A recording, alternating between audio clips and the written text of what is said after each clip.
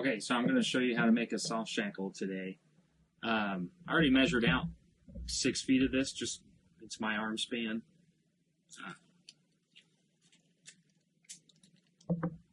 If I don't have to, I don't like using measuring tapes. But anyway, so once you measure it out, if you just tag it with a piece of tape, and then you can roll that on, almost like they used to roll up things that were bad for you to inhale. And it's nice and tight, and it's even stiff. And a new razor blade. A little while ago I had an old one, and I had to change it out. This Dyneema will eat up scissors, razor blades so quickly. I'm sure there's other tools that are made better to cut this, but there's no way they last very long either. And then sometimes I forgot to do it, but I'll flip that over and get that last cut. That way I don't get any frays like I just did. Okay, so now that ends. Should be prettier, but it's now cut at least. So I lay it out just like animatedknots.com does it. Literally what we're going to follow today, and that's what's on the screen. I also like how they lay this out because, again, I don't have to measure if I don't want to, because you just make their shape and then you can pick out where you need to cut. It works for any diameter or size of loop, really. Okay, so after that, if you look at their diagram, I'm going to exit the fid right here, and I'm going to enter the fid about right here. And this is my fid length. See how it's longer than that, probably 1.5 times, and that's because it's going to shove through there kind of like a finger trap, so it needs to be longer. So I'm going to exit right around there, and if we want to test my accuracy, that should take out most of the fid if we enter right here and exit right there. So let's see what happens. To do that, look at the Dyneema. It's 12 strands. You can push it like that, and then you can see through it. I'm not sure if you can. Yeah, you can kind of see through it, but it's completely hollow. The strength is on the outside. It's not the core itself. So you can literally just kind of, I don't push it on or pull it on here, because watch, if you pull, sometimes you get lucky, but then see how it started exiting on its own, and we don't want that. So what I do is instead I push it, and that way it just continually expands. And I don't know if you see, but that's where the point of the fid is, and it's expanding before we get there.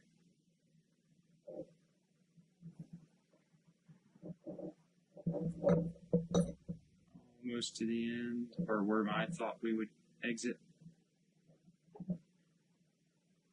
That's pretty close. So, gotta get that out of the way. It's kind of sharp. Alright. And then I like to exit on the same side I entered. So that way we're entering and exiting like that instead of exiting like that. So now it's going to, again, look almost like the picture.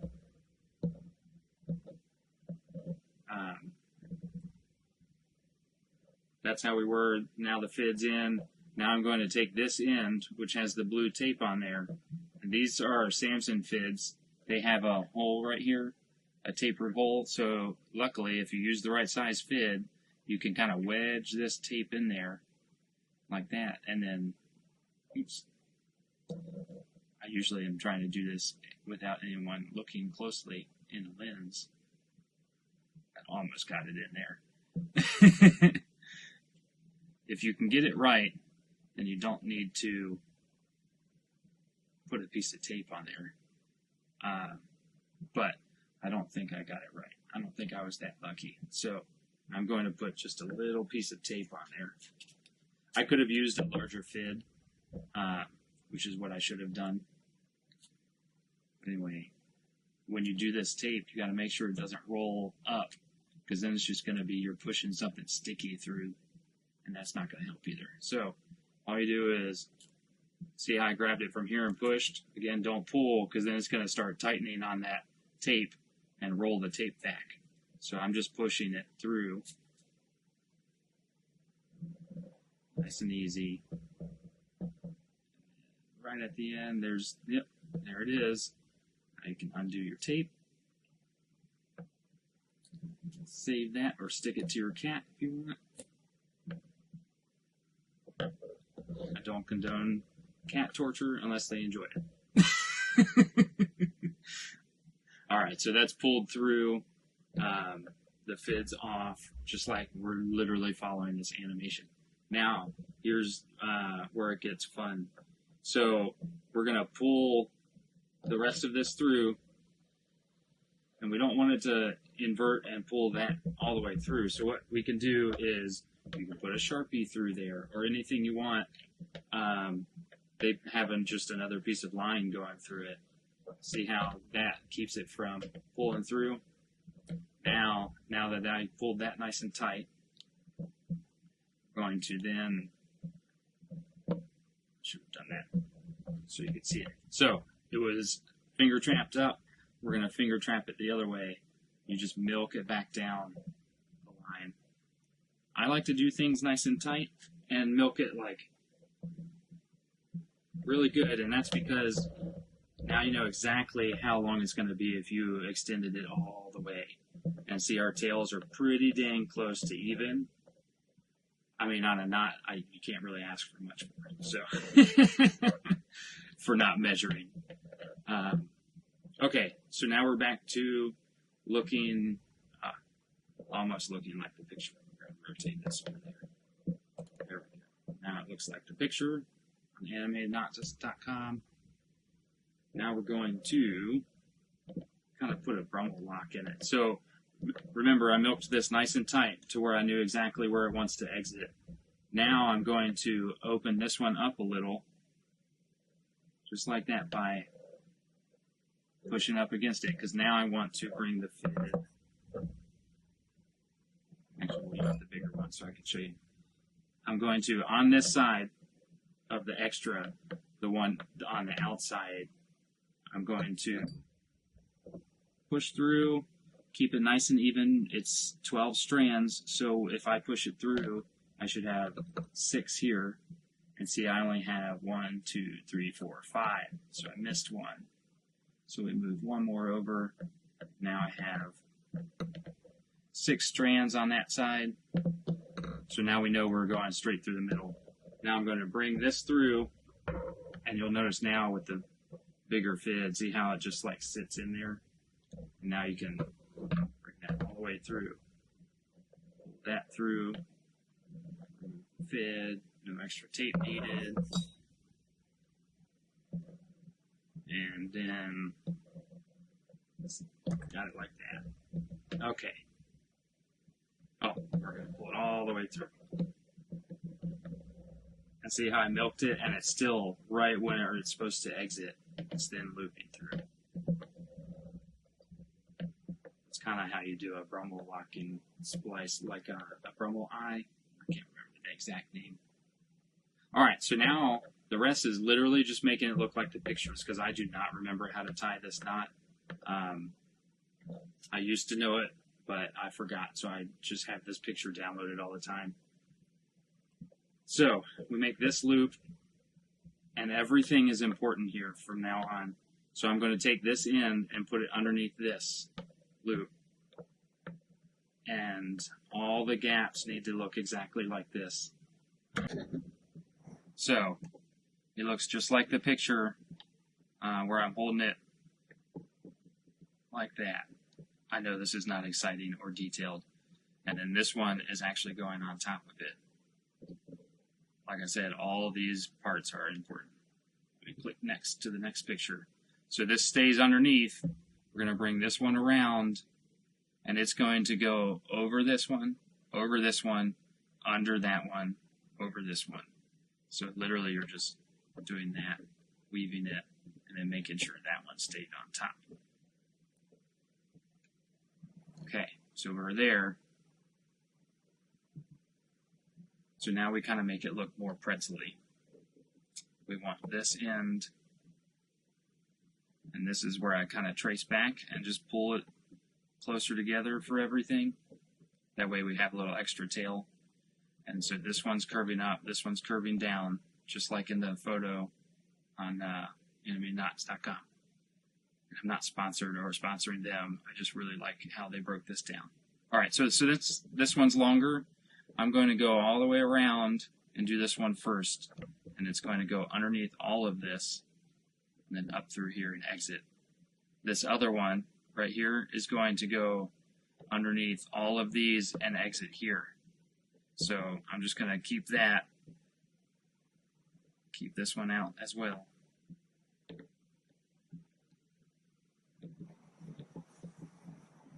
Okay, so now we have our two tails, and look how this pulls. And it's really funny because I know, yeah, you're like, oh no, that's not a cool knot, it's all messed up. Well, actually, I usually end up somehow getting two ears, kind of like that, and then I'm like, oh yeah, I did it right, because then those usually don't tighten all the way. So now what you have to do, it's called a Celtic knot for a reason, because you can't tell where it starts and where it ends. Like, you might think pulling on this one is that one, but it's not, and then same for that one.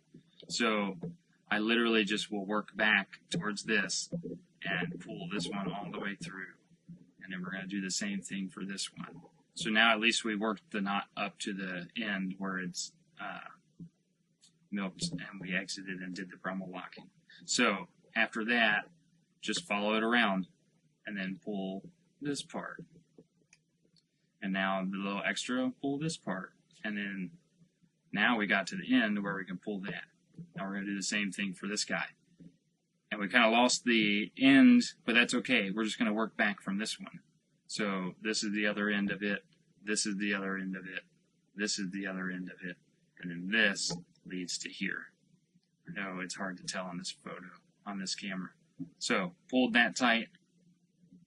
Pulled this tight. Work its way around. Pull that tight. And then pull it again through. And then this last time is the extra tail. Yay! Got that part. See, I had a little extra. I usually end up with a lot less than this. So that's where measuring would count. It would save you line. Okay, so now I have a little extra, and it's really hard to tell where it's coming from. So literally, I'm just going to do my best. I hold it and pull, and then I pull this one to see where it's coming from. Pull this one. That might actually not be the line there. So we can tighten that up just because I already did the work on tracing that one.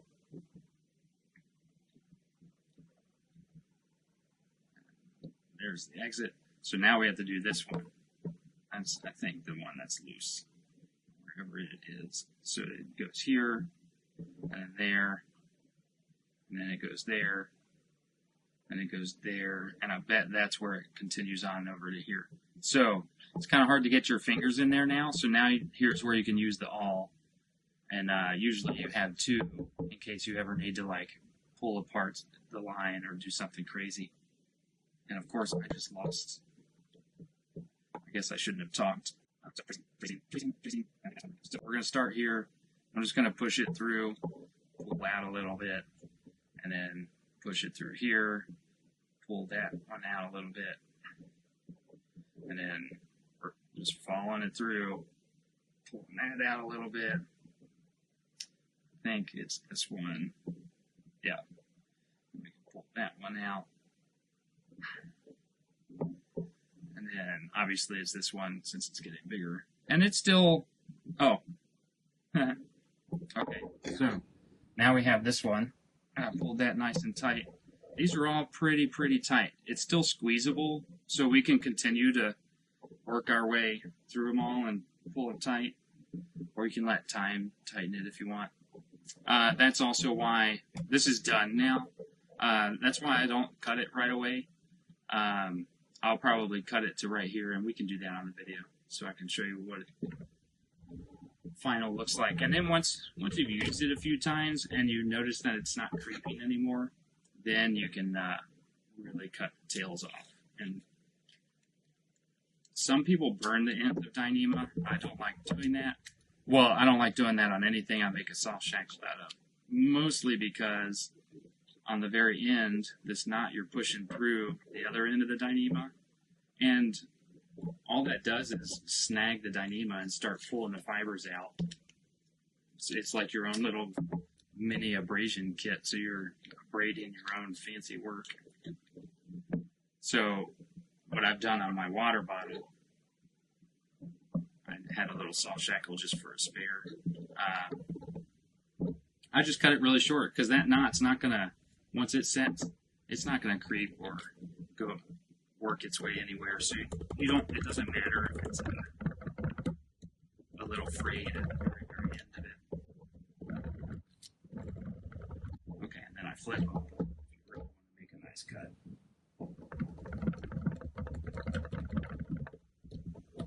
See, now we don't have all the extra crap.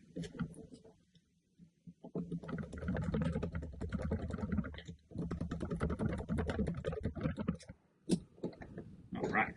Okay, so now there's the end. This so it looks pretty again. Table. Alright, so here's the soft shackle. It doesn't look like much right now. So what you do is open this all the way up. See how it milked back to where you put the fid through? Now you can put this gigantic knot that we just made through it, milk it back closed, and look at that. Now you have a really strong shackle to connect anything you want.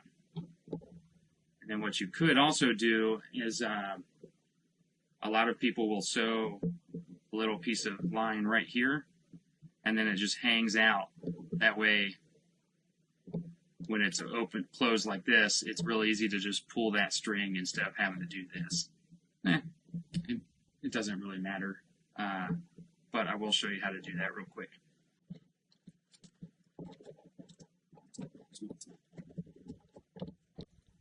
So this is just, it's whipping twine from, that's from Robline, but that's from, I got it from West Marine. They carry it all the time. They also, that has a piece of tape on it. They do come with a needle. Sometimes you can order them without a needle as well.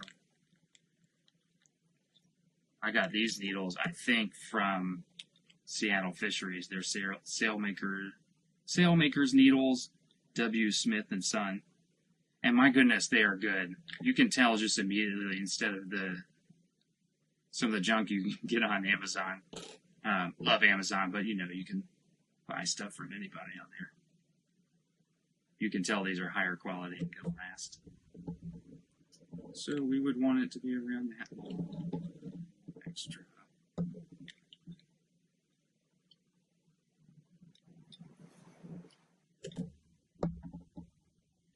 And it's nice too because these have rather large eyes.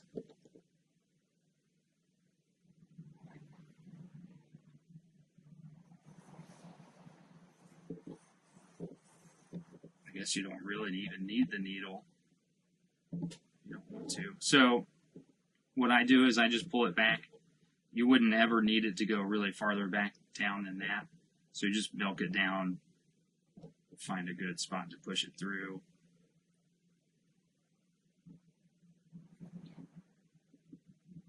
And you only need one to come through. Do a really, really fancy knot and just knot them together.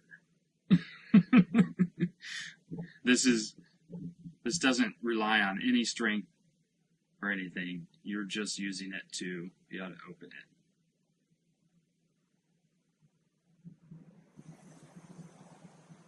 There.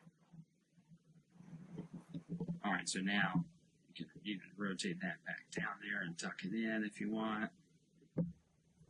Now, right at the very end, we could have made it a little bit longer, but right at the very end, now you can grab here and just pull, and now you got it unlocked all the way.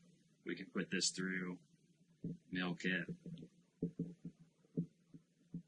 There you go. There's your soft shackle. This will hold a lot of weight. Dyneema is pretty crazy. It's a very man-made line that is supposedly as strong as its diameter in steel, if not stronger. I can tell you more later. But that's how I make a quick soft shackle. I have them pretty much all over the boat. You see all them flying my spinnaker. It also holds random things in the back of the boat whenever I need it to. But that's it. Hope you enjoyed it. And then if you wanted to open it again, especially if it's been super tight because of a spinnaker or something holding it, pull that. All of a sudden you have all that free. Bam. There's your salt shackle again. All right. Have a great day. Bye.